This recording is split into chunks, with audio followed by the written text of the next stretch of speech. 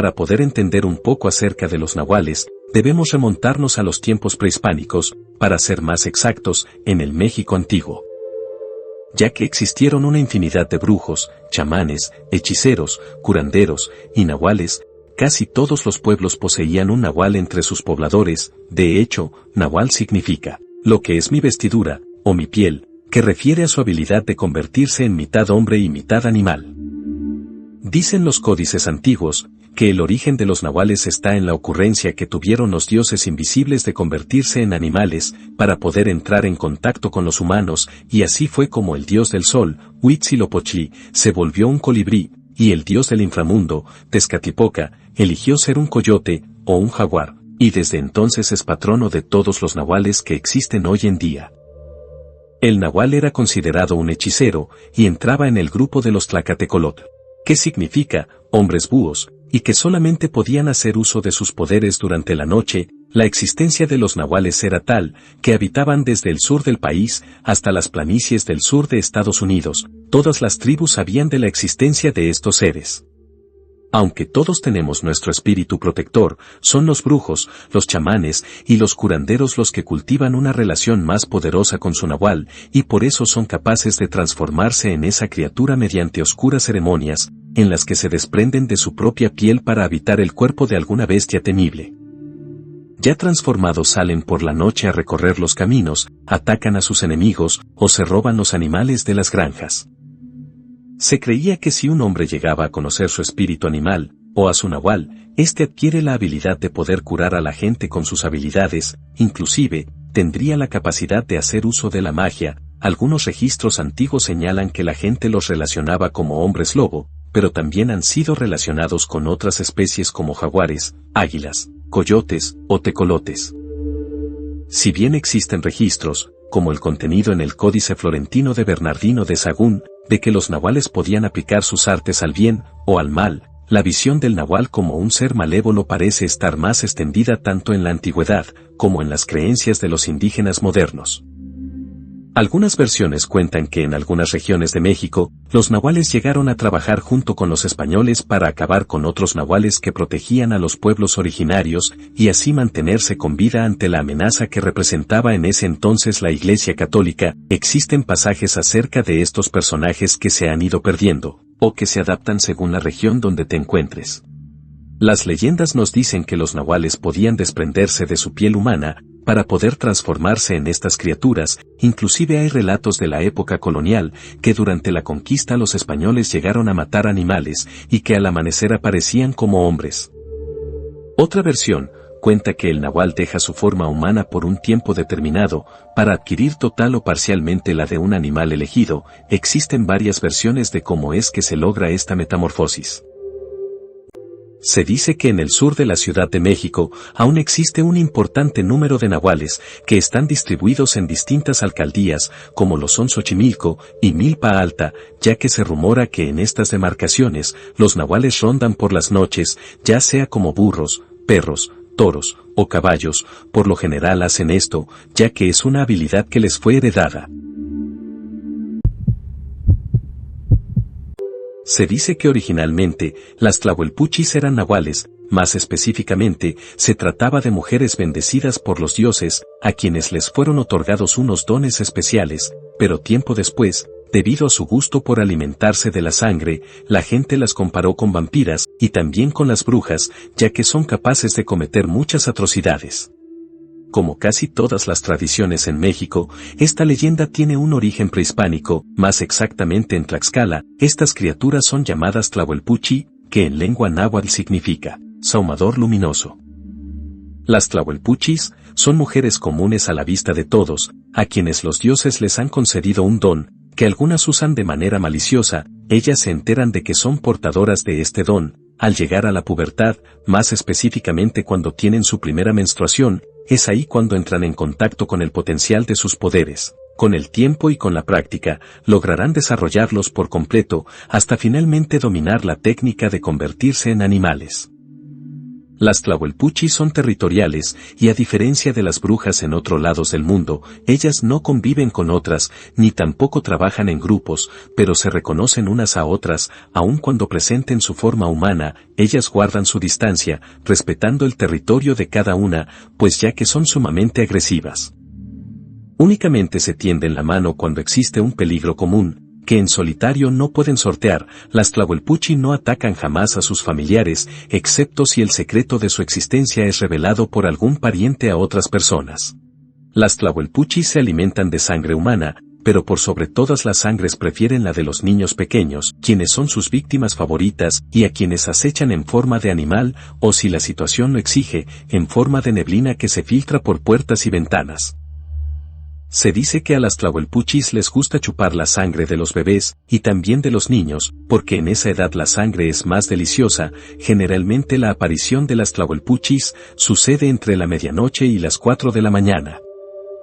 Hay que tener mucho cuidado cuanto más frío y lluvioso sea el clima, pues es entonces cuando más ganas tienen las Tlahuelpuchis de buscar víctimas recién nacidas. Una vez dormidos los bebés, las Tlahuelpuchis se convierten en mujeres, chupan al infante y salen presurosas de la casa. Cuando los padres de la criatura se despiertan, se dan cuenta que el pequeño presenta moretones en el pecho, en la espalda y en el cuello.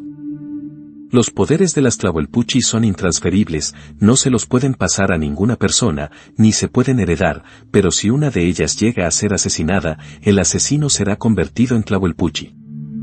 Para llevar a cabo el ritual de transformación, las Tlahuelpuchis preparan en el fogón de su hogar con madera de capulín, al que agregan raíces de agave, copal y hojas secas de zoapatle. Esa es la planta medicinal de la mujer, que desde tiempos prehispánicos se le conoce porque propicia el coito e induce al aborto. Una vez listo el fuego, las mujeres caminan sobre él 3 veces de norte a sur, y de este a oeste. Después se sientan en dirección al hogar donde habita su víctima, mientras que al mismo tiempo, se desprenden las extremidades de su cuerpo. Se las puede ahuyentar colocando una cajita de agujas, alfileres, un trozo de metal brillante o unas tijeras abiertas debajo del petate o de la cuna de los niños, pues se sabe que las brujas detestan el metal. Un espejo cerca de la puerta también ayudaría, y una cubeta de agua es un repelente contra su presencia. Sin embargo, los tlaxcaltecas creen que lo más efectivo para alejar a las mujeres chupadoras es envolver dientes de ajo en una tortilla, la que se coloca sobre el pecho del bebé, o bien, esparcir pedazos de cebolla alrededor de su cuna. Antiguamente, cuando se descubría a una mujer Tlahuelpuchi en una comunidad, se la sometía a juicio popular y se la ejecutaba sin más trámite. La leyenda urbana dice que última ejecución de una Tlahuelpuchi ocurrió en Tlaxcala en el año de 1973. Los duendes existen en la tradición de una gran cantidad de civilizaciones, y en todas ellas afirman haber visto a unos pequeños seres humanoides, los cuales a veces son traviesos, y en otras ocasiones directamente son malvados. En México, uno de los más famosos son los chaneques, que son criaturas mitológicas de la época de los aztecas. De hecho, su nombre proviene del náhuatl, que significa algo así como aquellos que habitan en lugares peligrosos. Estas criaturas eran dioses menores de la mitología mexicana prehispánica. En general, se creía que estos seres habitaban en los bosques o selvas y cuidaban de los manantiales, árboles y animales, por lo que eran una especie de guardianes.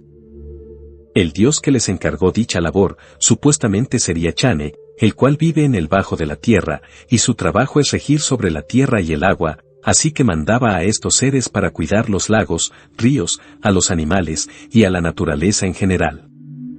Una de las características de los chaneques es que son muy traviesos, pues suelen asustar a la gente, haciéndoles perder su tonali, es decir, el espíritu asociado al día de su nacimiento, el cual tenía que recuperarse mediante un ritual, o el individuo corría riesgo de muerte. Los chaneques tienen aspecto de niños, y se les encuentra en el sureste de México, siendo personajes muy traviesos, que juegan escondiendo las cosas a las personas, e incluso se dice que cuando se le aparecen a alguien es para perderlo, pues le ocasionan desorientación, y las personas parecen perdidas por un cierto tiempo. Algunos dicen que es mejor traer la ropa puesta al revés cuando se camina solo por el monte o por la selva, y así evitar que los chaneques te lleven. Los chaneques que viven cerca de los humanos son más bien considerados como traviesos, y no se les considera que sean malos, ya que ellos solo les esconden cosas a la gente o provocan ruidos en su casa, pero en general no van más allá de eso, simplemente se divierten a costa de las personas.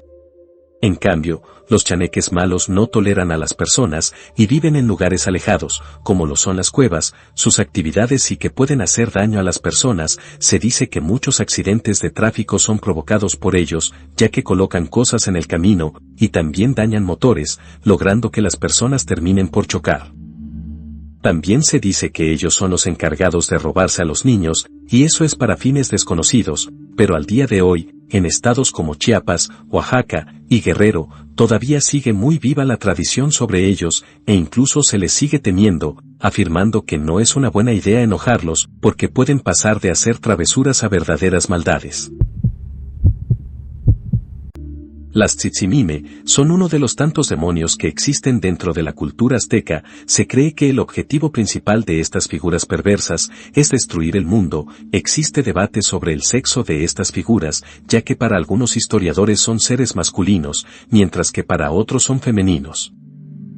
Según la mitología azteca, existen 13 cielos, habitando las Tzitzimime en el segundo de ellos. En este segundo cielo es donde merodean los demonios, que según la mitología mexica, se encargan de mover las estrellas. Según esta leyenda, las Tzitzimime están siempre a la espera de que se oculte el sol, para poder atacar a los hombres. Son seres que solo se pueden ver de noche.